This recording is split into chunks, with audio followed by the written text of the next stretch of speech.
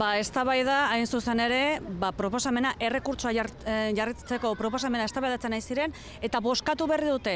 Donostiako udalak Gipuzkoako dekretuari, foru dekretuari egin beharko dio, errekurtsoa jarri beharko dio, horrela eskatu bai dio udalbatzak 19 botuen aldearekin hain zuzen ere. Proposamen hori EAJak, PSek eta PPek idatzita zuten eta osoko bilkurara ekarri dute. Osoko bilkura tentsoa izan da. Igeldoko herritar askok lepoz bete dute udalbatza aretoa, besteak beste erabakitzeko eskubidea dugu kartelak zituztela eskuetan. Tentsoa hainbat zinegotzik hitz egin dutenean, oihu egin dietenean. Josu Ruiz alkate ordeak gaur batzarra presidente duena, edo presidentzen ari dena, hain zuzen ere, isiltzeko agindu die beste behin bestela kaleratuko dituela mehatxu eginez. Udal gobernuaren jarrera eta oposizioena jakiteko Asier Jaka eta Eneko Goia urren ez urren. Etengabe saiatu zerate, berme legal eta juridiko guztiak betetzen zituen ariketa demokratiko hau deslegitimatzen. Etzeate behin bakarrik ere etorri gai hontaz eztabaidatzera.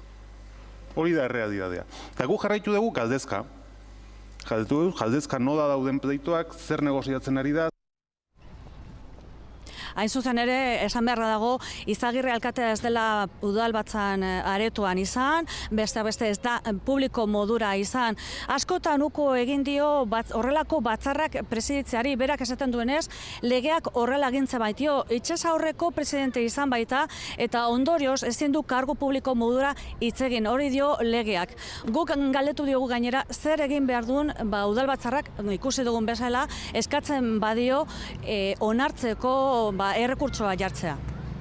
Batzarra daka botere bat, agindu bat emango digu, eta guk tramitatuko ditugu aginduak, bestetan egiten deun bezala, baina nik uste hemen benetako Donostien aldeko apustua egiten baldin badugu, eta nik Donostien aldeko apustua egiten dut, naturaltasunarekin onartu behar degolako erabaki demokratiko bat, eta Donostien alde egitea da ere hauek errespetatzea.